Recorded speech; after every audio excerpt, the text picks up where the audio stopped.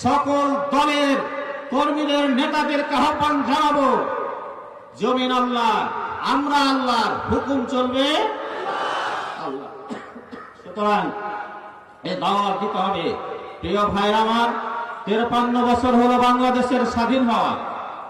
দলের পরিবর্তন হয়েছে, নেতার পরিবর্তন হয়েছে, কিন্তু বাংলাদেশের তেমন কোনো পরিবর্তন হয় নাই।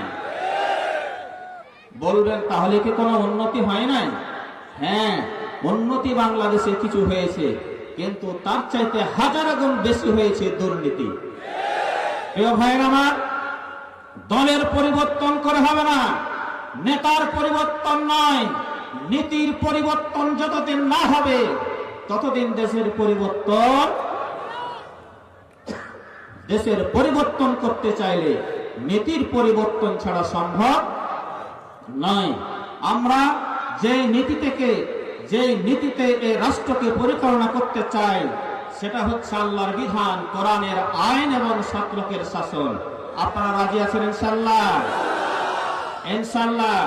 ভাইরা আমার, আমরা এই দেশবাসীকে বলতে চাই, দেশ থেকে যদি দুর্নীতি হটাতে হয়, দেশকে যদি দুর্নীতি মুক্ত করতে হয়, তাহলে দুর্নীতি পরায়ণ নেতা দিয়ে কি এটা সম্ভব? এটা সম্ভব নয়।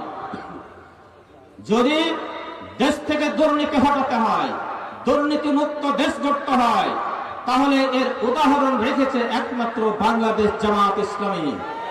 আমাদের দুইজন সম্মানিত মন্ত্রী ছিলেন, মাওলানা মতিউর রহমান নিজামী, আলী হাসান মোহাম্মদ মুজাহিদ। তাদের বিরুদ্ধে এ দেশের শুধু নয়, গোটা বিশ্ববাসী দুর্নীতির খোঁজ করে 1 টাকার দুর্নীতি খুঁজে পায় নাই। আমরা দেশবাসীকে এইরকম নেতা উপহার দিতে চাই, যারা শুধুমাত্র আল্লাহর ভয়ে, আখিরাতের ভয়ে, দুনিয়ার সব ধরনের ভোগকে লাথি মেরে আল্লাহর হুকুম পালন করার জন্য কাজ করবে, যারা দেশের মুক্তির জন্য কাজ করবে, যারা দেশের ইনসাফ প্রতিষ্ঠার জন্য কাজ করবে। জামাত ইসলামী হচ্ছে সেই দল। প্রিয় ভাইরা আমার, সর্বশেষে আমার কথা শেষ, একটাই কথা বলতে চাই, সবাইকে দেখা হয়েছে, বাকি আছে কোন দল? একটি মাত্র দল বাকি আছে। আপনাদের বিবেকের কাছে আমাদের দাবি, একটিবার সুযোগ দেন, আমরা ইনশাআল্লাহ এই দেশকে দুর্নীতিমুক্ত বাংলাদেশ আপনাদেরকে উপহার দেব ইনশাআল্লাহ। প্রিয় ভাইরা আমার, দুর্নীতিমুক্ত দেশ গড়ার জন্য দুর্নীতিমুক্ত নাগরিক এবং দুর্নীতিমুক্ত নেতার প্রয়োজন।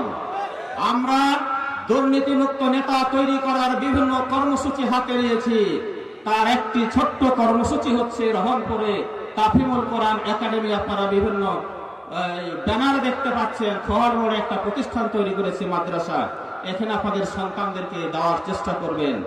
আজকে আমাদের মাননীয় প্রধান অতিথি একজন ফকির আসলো, ভিক্ষা চাইলো।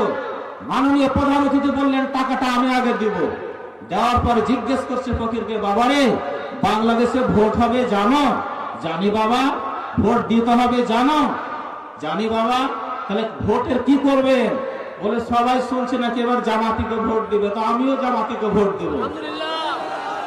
আজকে বাংলাদেশের আনাচে কানাচে, গ্রামে গঞ্জে কথা একটাই, দেখেছি সবাইকে, দেখবো এবার জামাত ইসলামীকে। আপনাদের সকলকে ঐক্যবদ্ধ হয়ে এদেশের মানুষকে ঐক্যবদ্ধ করার উদাত্ত আহ্বান জানিয়ে সকলকে ধন্যবাদ জানিয়ে কথা শেষ করলাম। ওয়াখির দাওয়ানা আলহামদুলিল্লাহি রাব্বিল আলামিন। আসসালামু আলাইকুম ওয়া রাহমাতুল্লাহি ওয়া বারাকাতুহু।